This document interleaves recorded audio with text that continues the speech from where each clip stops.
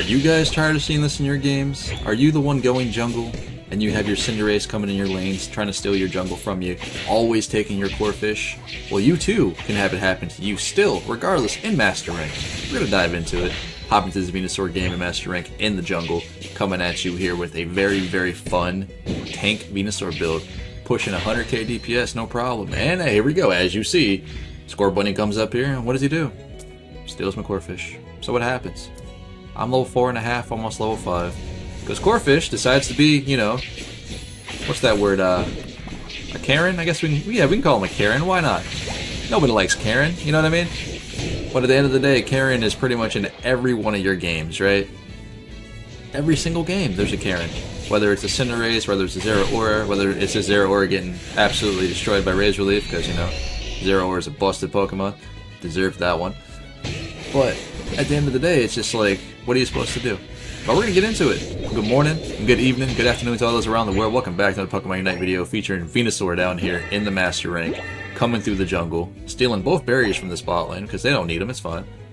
But at the end of the day, yo, Venusaur, I think, still deserves that top tier spot. Like, right now, regardless if they nerf Petal Dance, he still deserves that top tier spot. And for those of you that don't know how Venusaur's kit actually works, because a lot of you just essentially just think he does absolute ridiculous amount of damage, which he does, right? Sure, Venusaur does. But the thing is, the way Venusaur's build works may surprise you, because a lot of people probably don't even realize it at the end of the day, how his abilities mash so well together and why he does so much DPS. You gotta keep in mind, he has his overgrowth passive ability. Once he's 30% or less on HP, it increases all of his damage that he deals by 20%, right? That's already a massive increase. And then his boosted auto attack is Divine Whip, that does, you know, a chunk of damage, and it knocks you up a little bit, like a little mini stun. But what you're looking at here is your Petal Dance, right? And why that does so much burst, why it does do so much damage. Well, what happens is Venusaur has a Petal Dance around him for like, you know, like 5 seconds, give or take. And it does damage to everyone around him, right? Obviously. But Petal Dance also reduces the cooldown on Sludge Bomb and Giga Drain, right? By 30%, give or take, of the remaining cooldown of that other ability. Per tick of damage that it hits an enemy Pokemon, not wild Pokemon. It doesn't count for wild Pokemon, keep that in mind. It's just enemy Pokemon. So if you run into a team fight, right? Let's say you're 1v5, for example, because your team's not paying attention, because it's a solo queue, it happens all the time. But regardless of that 1v5 situation, and you wonder why you're still alive, it's because you're hitting so many Pokemon at the same time, allows you to spam Giga Drain. Now, what Giga Drain does is, it, you know, makes sense, obviously. We all play Pokemon, right? Giga Drain is a cone, like it's like a cone little area of ability. And what happens, Venusaur takes 35% reduced damage for a short time once he activates Giga Drain. But Giga Drain also heals Venusaur per target, you know, that's in the area essentially. But at the same time, when you level up Giga Drain, it heals you for more. And then at the end of the day, you're just like, wow, 20% increased damage from his passive, then he gets more damage on Petal Dance and he heals for more. No, it doesn't work like that though. His passive increases all of his damage besides the amount of healing received. Okay? So keep that in mind.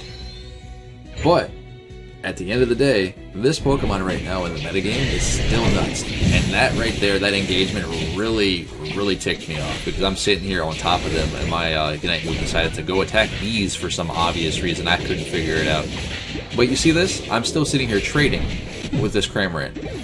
And I imagine if my my Giga Drain would have went off the first time I was trying to click it, he might have died. Or if my my Unite move decided to target them both when I was right there on top of them, they would also die.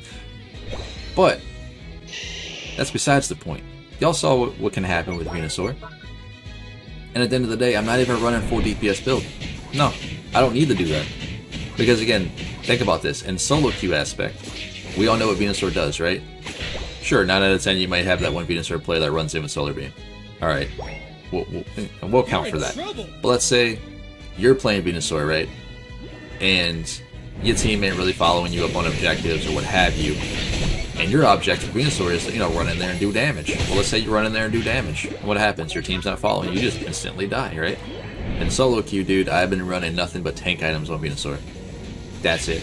Why? Because I feel like I have to be the engaged for the team. I feel like I have to just run in and start the fight because my team is not doing what they need to be doing for objectives or not following me up. It's just one of those things where if you get into that mindset where you try to be a team player, you will get better at your games. Overall League of Legends, overall Smite, overall any game that you're playing, as long as you're sitting here and you're trying to learn the game, you're trying to get better for yourself and for your team, you will obviously perform better. You don't need to run in here with all DPS items on Venusaur and be like, ah ha ha, 1v5. No, because you're a piece of paper. You just get melted. You really do. And sadly enough, the only Pokemon in the game that still gives me trouble, regardless of what build setup I'm running, regardless of how fed I am in the game, is Zeraora. And that shouldn't be an argument. That shouldn't be like, why? You know what I mean? Like, you shouldn't even have to ask the question. Zeraora does way too much DPS in this game currently. And it's nuts. And we all know it's nuts. So I'm hoping this new Christmas update that we're about to get, I'm so excited, by the way, Dragonite's coming! But his damage is just stupid. Like, it literally is the dumbest thing in this game right now. He can walk up to you, Unite move, just walk directly to you, don't activate any other ability besides discharge, not auto attack you, and just literally delete you. And you guys find that fair and balanced, right? Yeah, I didn't think so. It's just at the end of the day, what do you do to that? Because there is no counterplay. You can't get out of his ultimate. You don't get out of his discharge once he jumps on your face. Like, what are you going to do? Unless you're playing Talonflame or Lucario when you have, like, 100 dashes or you can fly all the time. Look, it's just like, what do you do? It literally deletes me. Keep in mind, I'm running Focus Band, Buddy Barrier, Shell Bell. I've got Giga Drain and Petal Dance going. 6k damage in less than a second. You know what I mean? It's just like, what do you do in that aspect?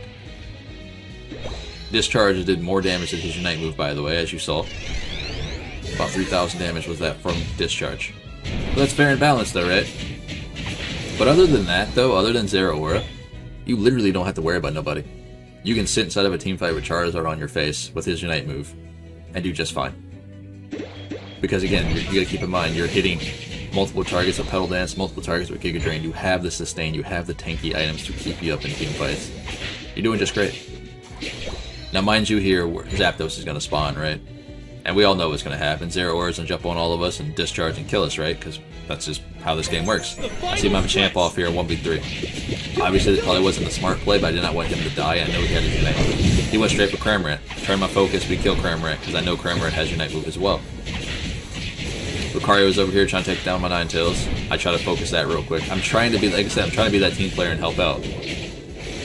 I'm not about 1v1 me. I'm trying to, rotate with my squad. Sylveon's on the other side of this with her Unite move, Hyper Voice ready to go. We end up stealing this, no problem. Why? Because we rotated. We played a little bit smart, I guess you could say, with the team. And we stole Zapdos and we did great.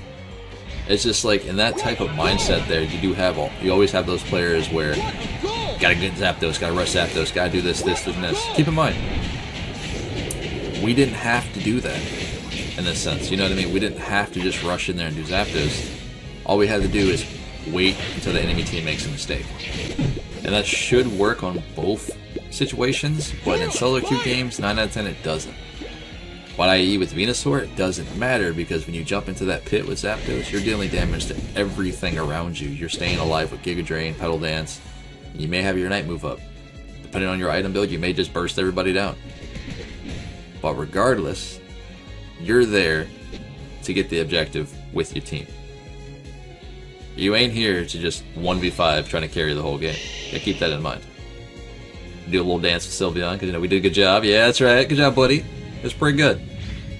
But at the end of the day, I still think Venusaur right now, the way it stands, outside of Lucario, outside of Zeraora, Venusaur still deserves to be in that top tier spot.